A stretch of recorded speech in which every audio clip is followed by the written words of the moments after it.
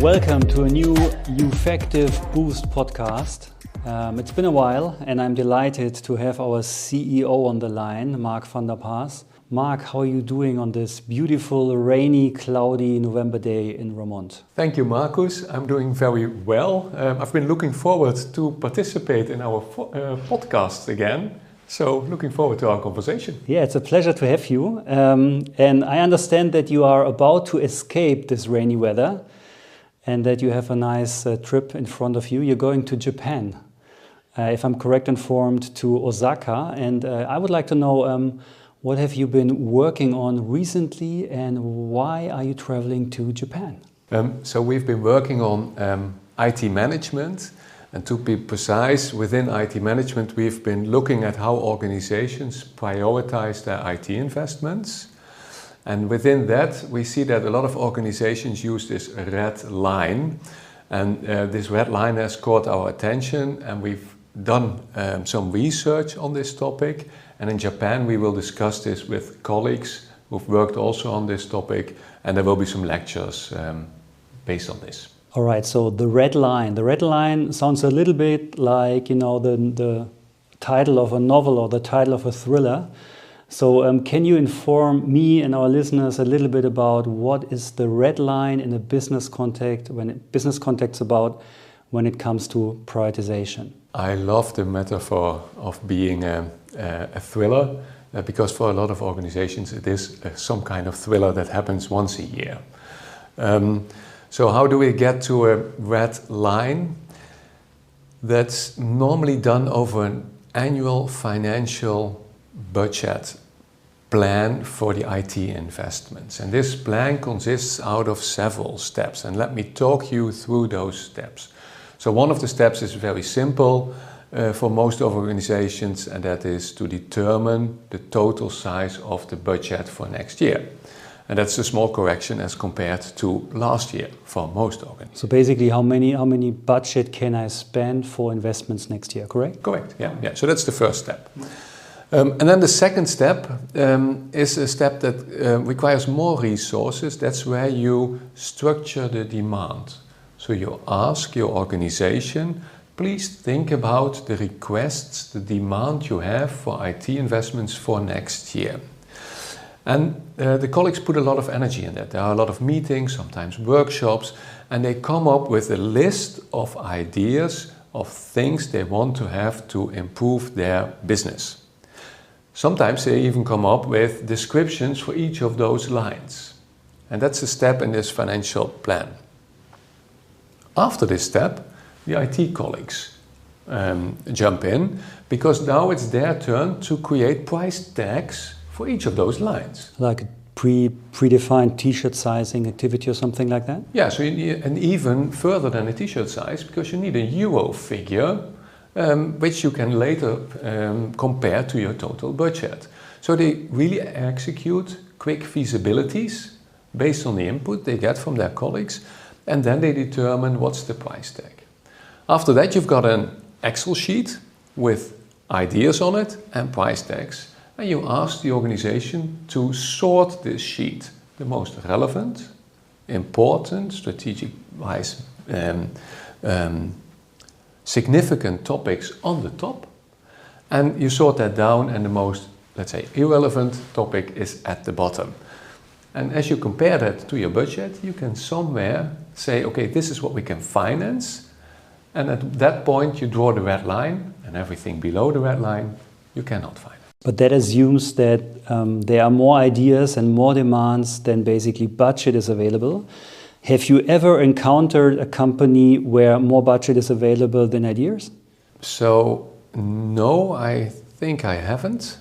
But I think that's also because the creativity of people is so big, and their imagination of what's possible with IT is so big that you can't pay for it even with all the money in the world.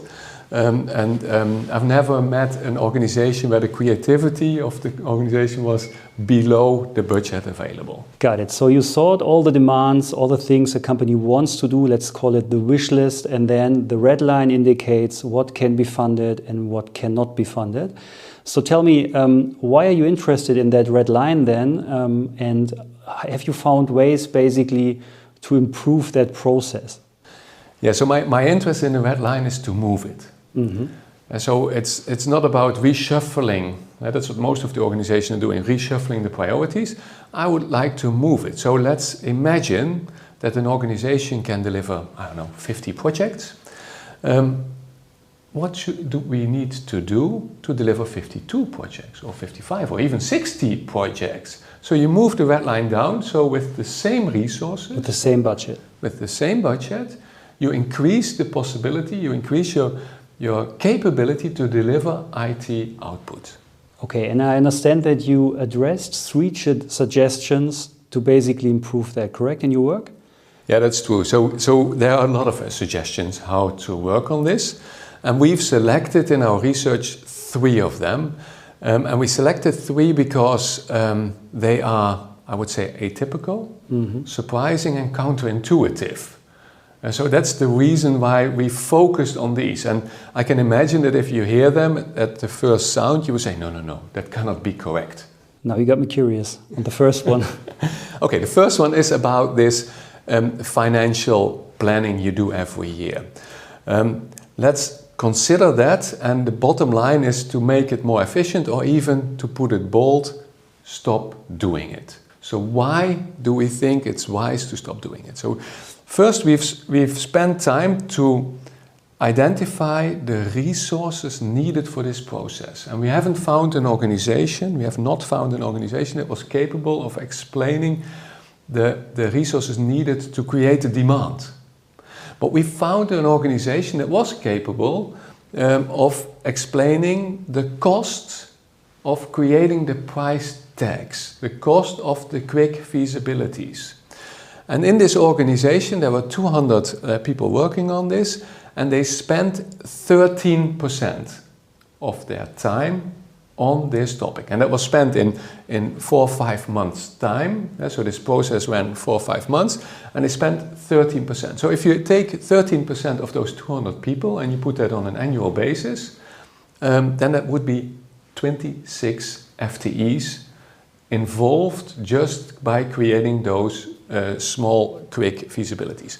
So the first answer would be, there goes a lot of energy into this process, and is that an efficient way of spending those precious IT resources? That's one topic. The second topic is this whole process is unnecessary for a large part. Why? Because of the high time to market for a lot of organizations. If your time to market is, from a project to start to end, is a year, which is not atypical, if that's your time to market, then you can look into the future for half a year every day. Mm-hmm. So there's no need to plan next year. You already know what you're doing for the next half year. So you're planning something, although you already know that you've done a lot of what you're going to do, you're already working on. You don't have to plan it, it's work in progress. And then it's very inefficient to do it. Why is it inefficient? Because you spend a lot of time on topics that will be below the red line. That's all cost you're making, which will never bring any benefit. Yeah, sounds reasonable. On the contrary, it's negative to do so. Because I think it damages the reputation of your IT department. It reduces the trust of your IT department. Why does it reduce that? Because if you ask me what are your ideas for IT for next year, I come up with ideas, I put time in there, and then a little bit later you tell me, sorry, everything you made up is below the red line, so you're not going to do it. So I will not be happy with that. I've invested the time, and my first reaction would be, why isn't IT more efficient? So that they can do also my ideas. So I'm not happy with that performance. On the other hand, if we look at those plans, a large part of them is not being executed because of the time to market I just addressed. And that means that even if you're above the red line, you will find some cases that expect to be delivered, but are not delivered. In addition, Mark, what triggers in me, you talking about it, is that it sounds a little bit waterfallish in a sense that, once a year you have this activity where you think about demands, which could be implemented next year, but then a month later, 2 months later, there is new demand popping up, which you haven't thought about. So is that also an element in this, why you suggest to basically stop the annual IT budgeting process? Yeah, that's an excellent point. So there is no reason to think that only in September, October, November, you have great ideas. Why not have a great idea in January or in February, like you suggest? And then telling them those great ideas, you have to wait for the next cycle, that's not a real agile or fast way of working. The last topic, and I think this is a significant topic, and that's something that organizations can check very fast, is that this process leads to something, what you can see in your cash management. It leads to the effect that in the beginning of the year, where the red line has stopped and deprioritized a lot of things, you see that in the beginning of the year, less is spent than what you would normally expect. So on 12 months, you would expect, let's say, 8% per month. You see that 3-4% is spent in the first months. At the same time, you see at the last months of the year, you see that not 8, but 15, 16, 20. We've even seen an organization spending in 1 month more than a third of the total budget. And that's not a smooth process. Those are big waves going through your organization. Those are not indications of efficiency. And that's a point where you can perhaps win your finance colleagues, because I'm sure that they are not amused by this, let's say, trend, and counter-steer against it by changing or stopping this annual planning process. Mark, when we went into this, you basically said you have 3 main suggestions in order to get more out of the existing budget and to move the red line down. From your research, is there like a figure, a percentage figure you can put on this first finding to go to a non-annual IT budget planning process from an impact perspective on how much you can release there? Yes, there is. So if you look at this 13% in this one case, let's say 50 project is your normal capability to deliver per year, then 13% on top of it would be going from 50 to 56. Yeah, so you would really move this red line with this measure. Cool stuff. So you got me signed up on the first one. What's the second main lever to get the red line down? Well, the second main lever is about delivering IT projects on time and in budget. And the topic here is stop pushing deliverance on time and in budget. Stop pushing that. I mean, I know you for quite a long time, and I'm really amazed to hear that from you, because this is something you're famous for, to push for that. So what made you change your mind on that one? I'm really curious now. Yeah, so what we've seen that for the past 30 years, you perhaps know the Standish Group Chaos Report, which started in '94, and you see that approximately 50% of all the IT projects are challenged. That means they're not delivered in time and budget. 50%. So that's a significant part. If you start pushing on a project leader to deliver on time and in budget, then based on a rational calculation of the risks in a project, he or she should include more risks in his initial estimation. So you push a rational project leader, you push them to increase the initial demand for their project. To cover potential risk, basically. Because they need to cover more risks to be more often in time and in budget. So that's one effect. To put it blunt, you can achieve it, but you pay for it with money. You pay with efficiency. Your IT projects will be delivered for more cost because you want them to be more on time and in budget. Okay, let's say you're doing it anyway, and let's even say you're successful. So the benchmark is 50%. So you're pushing your IT manager to deliver better. Let's say they do much better than the benchmark, they do it for 40 or even 30%. Perhaps your organization will then say, well, that's not good enough. So you will not value this performance, this significant improvement as compared to what's out there in the industry. You will not value it, but you will push even further. Pushing further will go in a rational environment at the cost of efficiency. So they will put in more contingencies in their budget calculations. Your projects will become higher and higher. And perhaps you think that's not possible. I think it is, because it's very complex to compare the cost of a budget, of a project.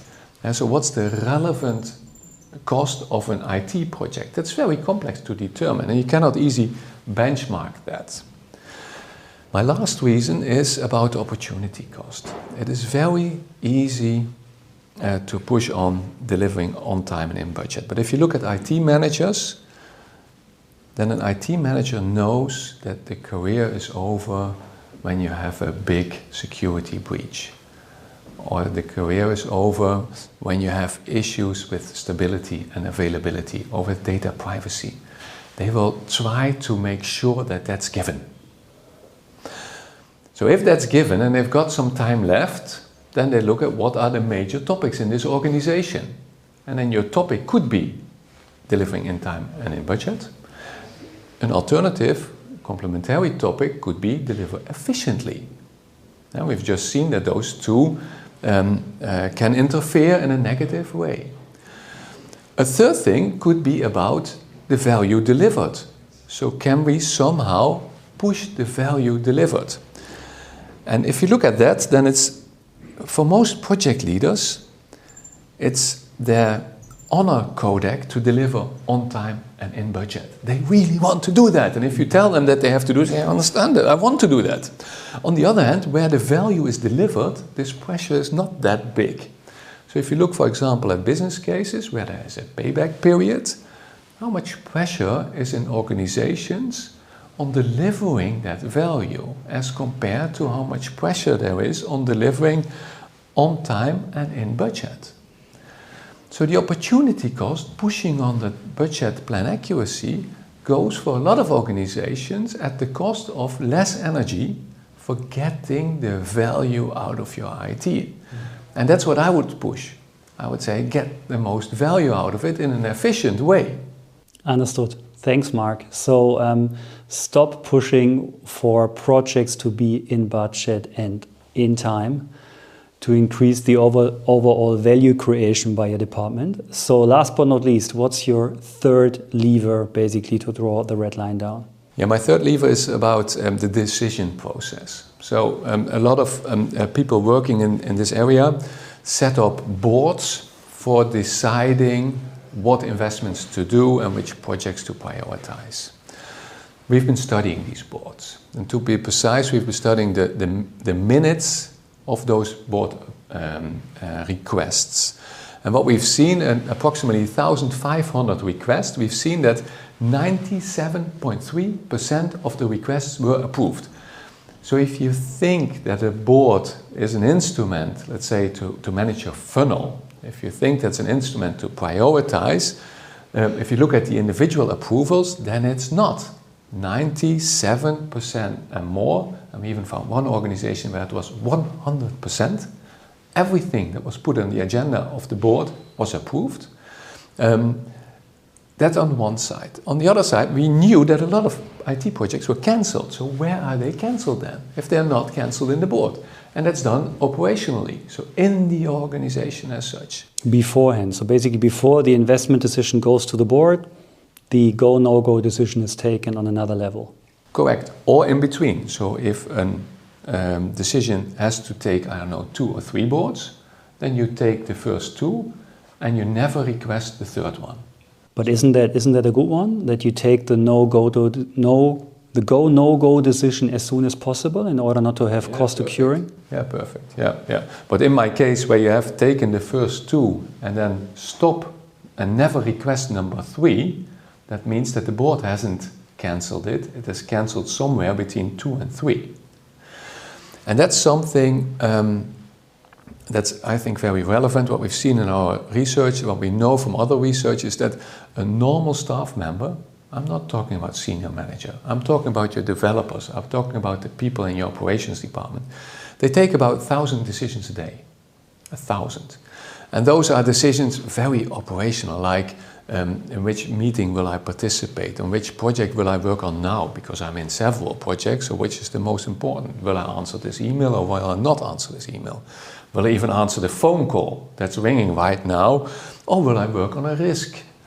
So everything, every line of code they create is filled with decisions. And all those decisions are made by your operational staff. And the interesting thing is what we've seen, and that's what Reinhardsen has found in his research, and we could replicate it, is that if you ask people working on the projects on the relevance, the financial impact of this project, and they did it with cost of delay, then you find a factor 50 difference. Markus, that means you think that speeding up this project with 1 day would bring €1,000, and I think it brings 50,000. Mm-hmm. And then we randomly divide that over all the projects, which means that our organization is not focused on the same topics. The decisions made from your staff are not aligned with your senior management focus. So our third advice would be, make sure that you get influence on all those 1,000 decisions made every day, by making clear, and that's what we call strategy deployment, by making clear in the chain of why it is relevant you're working on certain topics, and that each and every staff member can determine themselves what's the priority of the topics at my desk right now. And I also think from an operational level, if you know that you're working on the most important topics for the organization, it's a sense of belonging, a sense of contribution, a sense of execution that also empowers basically the culture in your organization in a very positive way, correct? I fully agree. You unleash power that's in your organization to the max. Cool. Mark, thank you very much. I think you're really on something there. And it has a real commercial impact which an organization basically can grasp and execute. If our listeners now want to learn more about it, so how can they reach out? How can they get the details of this work you've been doing? Yes, of course they can join us in Osaka, where we will be discussing this with colleagues, and we will having some lectures over there. But of course you can also read the paper. This is, let's say, written in a paper together with Joris Keizers, and you can contact us, contact our CSMs, and ask us about what it is to do to get this potential. Mark, thank you very much. It was a very insightful discussion. I now understand that there's a real opportunity in pushing down that red line. Thanks very much and enjoy your trip to Japan. Thank you, Markus.